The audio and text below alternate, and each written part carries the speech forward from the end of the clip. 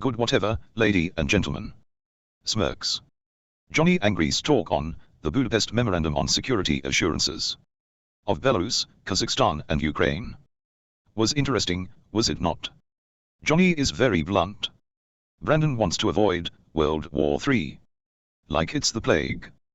Whilst Jonny Angry enjoys standing up to documented, written agreements, which, when broken, lead to conflict.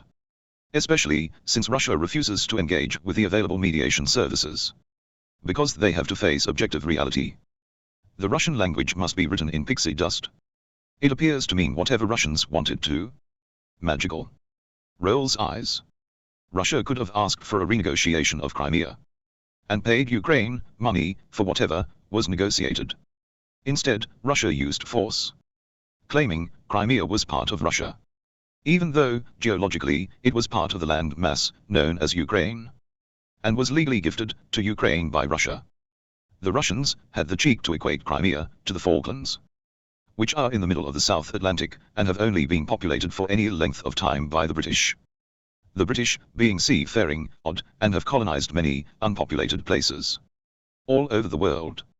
Sometimes for military reasons, sometimes for scientific reasons. Whilst the only reason Russia wants Crimea is because they hate gay Ukrainians. A very specific type of homophobia. Rolls eyes. And now the Russians want the rest of Ukraine. Not for any reason other than they dislike their neighbor, whose land they once occupied, and want to evict the current owners, as they had in the past. This is Russian land, Putin says, even though every legal body states otherwise.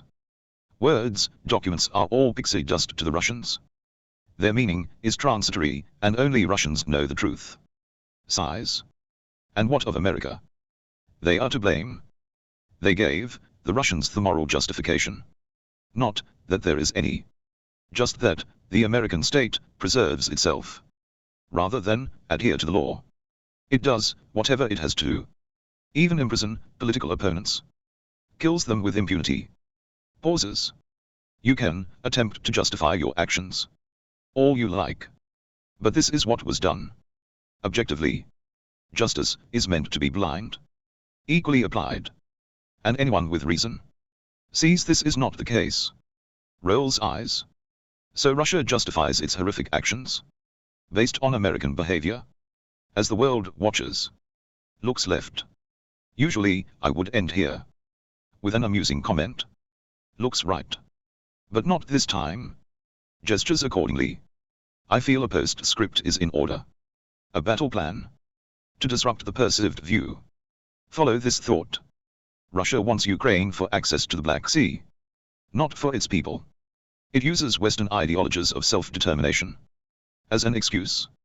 Russians inside Russia have no self-determination.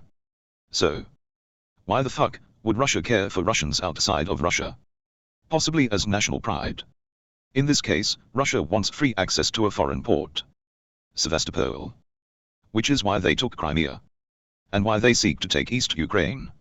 Deny them Crimea and Sevastopol, and the reason for invading Ukraine evaporates. Pauses. And that is my plan. Destroy the water supply infrastructure to Crimea. Completely and utterly. Destroy Sevastopol. Completely and utterly. And the war is over. Rolls eyes. So you have a choice. Fight for your land, or take their prize and win the war, or special military operation. Whatever. Rolls eyes. How to do this? The land-based infrastructure should be child's play. Basic demolition. Complete and utter demolition. Sevastopol, on the other hand, is large. You will need lots of explosive material and lots of ships. At least 3 for each target to make sure it is complete and utter demolition. Probably fertilizer and aluminium oxide are the best explosives, since you can buy or pirate these in bulk as whole cargoes. You could use oil tankers, but I think these attract attention and are more likely to be destroyed before arriving at their destination, whilst a well-protected cargo ship is unlikely to attract attention, be capable of withstanding any attempts to stop it, provided the ship is being controlled in the lower decks and not in the superstructure. Most anti-ship missiles destroy the superstructure. Only torpedoes strike below the water line, sailing the ships towards multiple different destinations, then diverting to Sevastopol in the closing hour. Disguises the target. Attacking at night. Prevents observation, especially if the ships go dark. A radio signal from Sevastopol would ensure correct navigation. The ships could be manned if the crew knew how to scuba dive.